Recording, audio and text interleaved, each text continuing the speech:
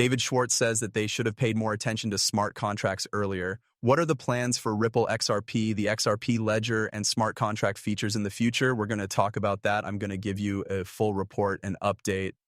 Also, new things are happening in the UK with crypto and taxes. What might this mean for the rest of the world? We also know that the CME has stopped trade because of some old infrastructure updates. I was interested in what CME is doing to move to blockchain technology. Also know that information. Also, we'll talk about supply shock and a few other things that are important to fans of XRP. I did mean to say that it's Black Friday. There are lots of different sales going on. Feel free to use the links to Descent and Ledger if you need a security wallet. This is the best sale either company has had all year. So maybe now is the time to get a new wallet instead of your old one. Now is the time to get the best deal. The latest tech and new wallets from Ledger were sent to me. I jumped right in. I think what they've been working on is great. Of course, Decent is also very valuable because of their fingerprints. I am going to leave the information here. Let the movie begin. I do believe that Whipple should have put smart contracts at the top of the list at layer 1 sooner. We didn't because we were less sure. I believe the main thing we missed was that taking small steps would be helpful, even though we didn't have to be. The best platform for smart contracts, and people could still use those contracts to set their features apart, put their business logic into action, and connect features that are already there.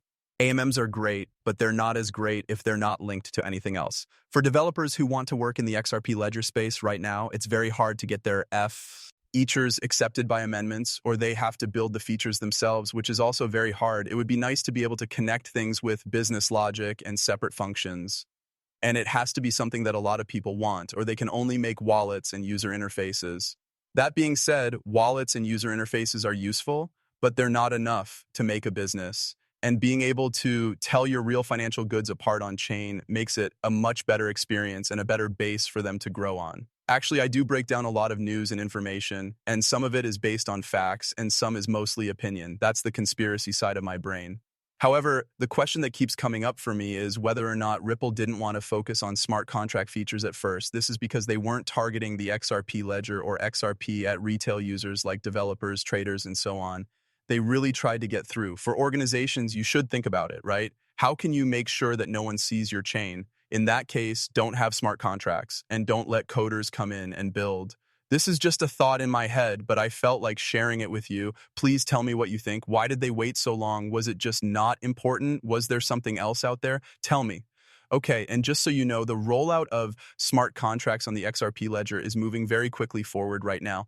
Options that work with both native and EVM are now available. Native smart contracts are in the testing process on AlphaNet right now, which lets developers try out multi-language support on chain ABIs. They are not live on the main net yet, though. In order to get them ready to go live in the first quarter of 2026, they are still here on this test net, which is called AlphaNet. This could help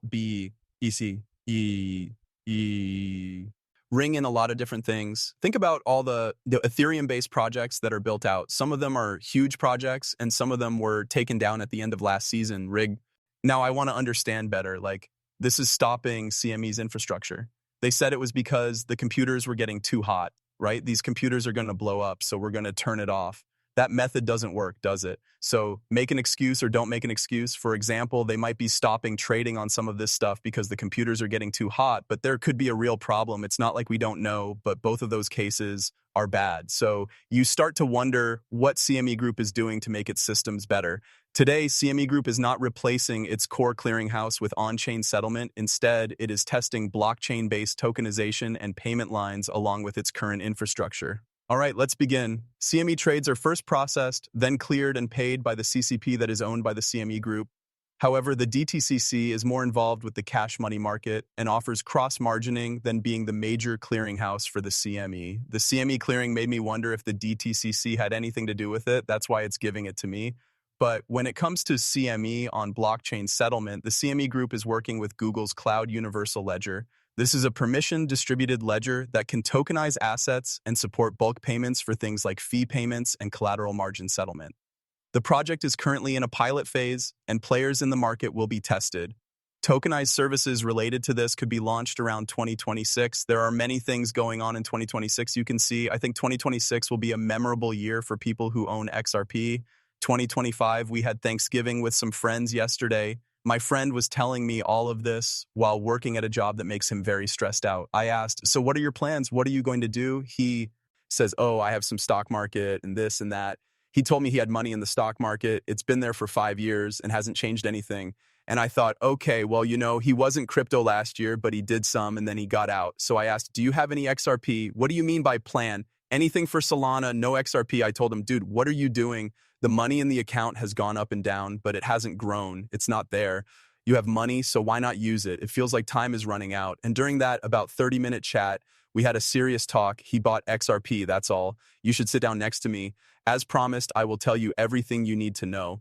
But I believe he made the right choice in this case. You need to take some chances. We know that the infrastructure of the world's financial markets is changing quickly and going to blockchain.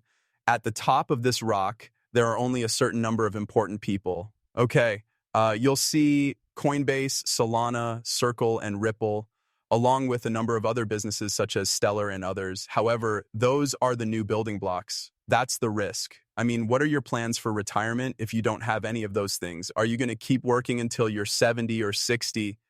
It makes him think about all of these things, like what are so I believe everyone should take a moment to consider the fact that we only have one chance to make this right. We don't know when it will happen, but we do know that there are a lot of pressures on the XRP ledger right now, from ETFs and EVM side chains to AMMs and what's going on with Ripple and their institutional partnerships with G Treasury. It looks like people are finally paying attention. When you get that rule piece, you have every Fortune 500 company ever, top 1 company, and even some small mom and pop shops. Everyone is going to have a wallet for crypto. Everyone is going to have a plan for crypto. XRP, Ethereum, and Solana will all be needed. Having the right projects at the right time is part of getting the money we need. And of course, the right brands and names, right? I mean, that's just as important. We saw this launch on June 30th, 2025, which added full Ethereum virtual machine compatibility to the XRP environment. Here's the current state of the EVM sidechain. Now, developers can use the XRPL EVM sidechain to run Ethereum-based dApps and smart contracts. Using well-known tools like Solidity, the sidechain works as a separate blockchain that is linked to the XRPL mainnet by the Axelar bridge. This makes it possible for assets to move easily between chains. There are more projects working on the sidechain, such as Strobe Finance, Vertex Protocol, and Secured Labs, locked up worth of about $120 million. We also did talk to you about local smart contracts. We should know more by the first quarter of 2026. I'll bring you everything I have as soon as I get it. Yes, R3 did post this. It says that by looking into a no gain, no loss treatment for DeFi, the UK is getting rid of one of the main reasons why institutions don't use on-chain markets, fake disposals. At every contact between smart contracts makes it easier for liquidity mechanisms to work in a way that is more consistent and smooth. Tokenized markets need this kind of structural certainty in order to grow up. In fact, this seems like it could be a very good thing. Here is the press statement too. We're glad that the UK government released its most recent report on how to tax crypto asset loans and liquidity pools. It's also good to see that the HMRC is still working on a no gain, no loss method. That better shows how these deals work in the real world of business. This move in the right direction is good news for our community and a great example of how business and participation can have a positive effect on policymaking.